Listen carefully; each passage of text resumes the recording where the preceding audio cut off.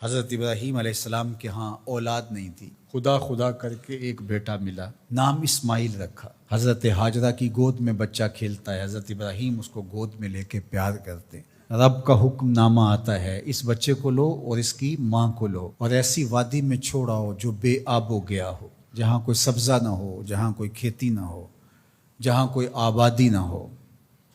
اللہ اکبر!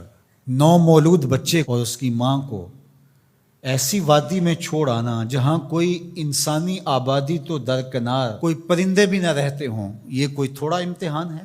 ذرا تصور تو کیجئے، کلیجے کانپ جاتے ہیں۔ لیکن حضرت ابراہیم اس امتحان کے لیے بھی تیار ہوئے۔ تھوڑا سا سامان لیا، اپنی بیوی کو اور اپنے نومولود بچے کو لے کر کے 3 نفوس پر مشتمل قافلے نے جا کے وہاں پڑاؤ کیا۔ کچھ وقت گزارا، پھر اللہ کی بارگاہ میں سحر کے وقت اٹھ کے دعا مانگی، ربنا انی اسکنت من ذریتی بواد غیر ذی زرع عند بیتک المحرم۔ اللہ، میں اپنی ذریت کو، اپنی نسل کو، اپنی اولاد کو ایسی وادی میں تیرے آسرے پہ چھوڑ کے جا رہا ہوں جس وادی میں کوئی کھیتی نہیں، کوئی سبزہ نہیں۔ دعا مانگی، تھوڑا سا جو توشہ تھا، سامان تھا، سپرد کیا اور واپس پلٹنے لگے۔ حضرت ہاجرہ نے تمسکت بعضیالہ، آگے بڑھ کے دامن پکڑ لیا، کہا اس تنہائی میں، اس بے آب و گیا وادی میں چھوڑ کے ہمیں اس وقت کہاں جا رہے ہیں؟ کیا جواب دیتے؟ خاموش ہو گئے۔ تھوڑی دیر گزری، پھر قدم اٹھایا تو پھر بیوی نے دامن پکڑ لیا اور حضرت ہاجرہ بولی، اس وادی بے آب و گیا میں ہمیں چھوڑ کے کہاں جا رہے ہیں؟ حضرت ابراہیم کوئی جواب نہیں دیتے۔ ذرا تصور کیجئے، آپ بھی صاحب اولاد ہیں۔ تو تیسری مرتبہ پھر جب قدم اٹھنے لگے تو تمسکت بعضیالہ، حضرت ہاجرہ نے دامن پکڑا اور پھر یہی سوال دہرایا، اس وادی غیر ذی زرع میں اپنے نومولود بیٹے کو اور اپنی بیوی کو چھوڑ کے کہاں جا رہے ہیں؟ حضرت ابراہیم پھر بھی جواب نہیں دیتے۔ تھوڑی دیر کے بعد حضرت ہاجرہ خود ہی بولتی ہیں، کیا یہ اللہ کا حکم تو نہیں؟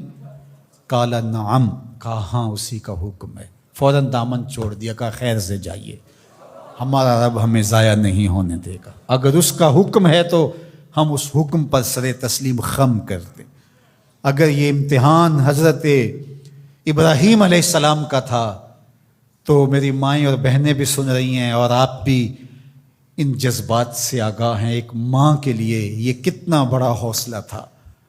اگر سلام ابراہیم کو تو سلام ہے سیدہ ہاجرہ سلام اللہ علیہا کو۔ کہا خیر سے جائیے، ہمارا رب ہمیں ضائع نہیں ہونے دے گا۔ پھر جہاں دن بھی نہیں کٹتے تھے اس خاتون نے وہاں راتیں بھی کاٹی۔ توشہ ختم ہو گیا، پانی بھی ختم ہو گیا، پھر 2 دن کے بعد ماں کی چھاتیوں سے دودھ بھی خشک ہو گیا۔ خود تو بھوک کاٹ رہی ہے لیکن بیٹے کی پیاس اور بھوک دیکھی نہیں جاتی۔ ایک چھوٹے سے پتھر کی اوٹ میں اسماعیل کو لٹایا اور خود پانی کی تلاش میں نکلی۔ ماں کی تڑپتی ہوئی ممتا کی کہانی دیکھو۔ اللہ اکبر! کبھی صفا پہ کبھی مروہ پہ 7 چکر کاٹتی ہیں۔ پھر جب 7ویں چکر میں مروہ پہ پہنچی، اطراف میں دیکھا، کہیں کوئی پانی کے آثار ہویدا نہیں ہوئے۔ گزرتے گزرتے بیٹے کو بھی دیکھتی تھی، نشیبی جگہ سے بھاگ کے گزرتی تھی، وہاں لال نظر نہیں آتا تھا۔ مروہ سے دیکھا، دور اوٹ میں پڑا ہوا بچہ تڑپ رہا ہے، لگا زندگی کی آخری سانسیں ہیں۔ مروہ سے دوڑ کے جو ہی قریب آئیں تو منظر بدلا ہوا تھا۔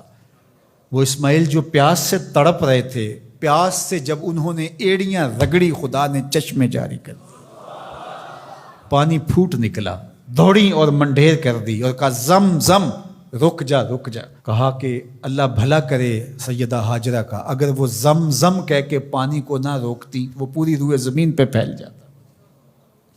اللہ اکبر! یہ حضرت ہاجرہ کا امتحان تھا اور امتحان میں وہ بھی سرخرو نکلی۔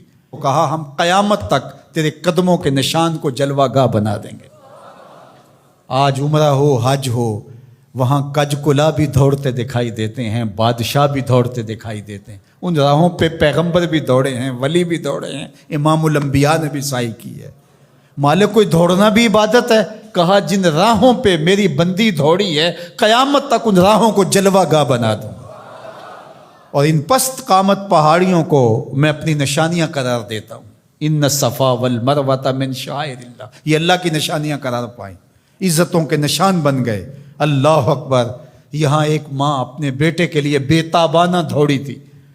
اچھا، راستے کے اندر نشیبی جگہ سے دوڑ کے اس لیے گزری تھی کہ وہاں بیٹے کا چہرہ نظر نہیں آتا، اور یہاں ماں بیٹا اکٹھے دوڑ رہے ہوتے ہیں، حکم ہے بیٹا دوڑ کے گزرے، اس لیے کہ اس ادا کو ادا کرنا ہے۔ وہ تو پانی کے لیے بار بار ادھر ادھر جا رہی تھی، حاجی کی بغل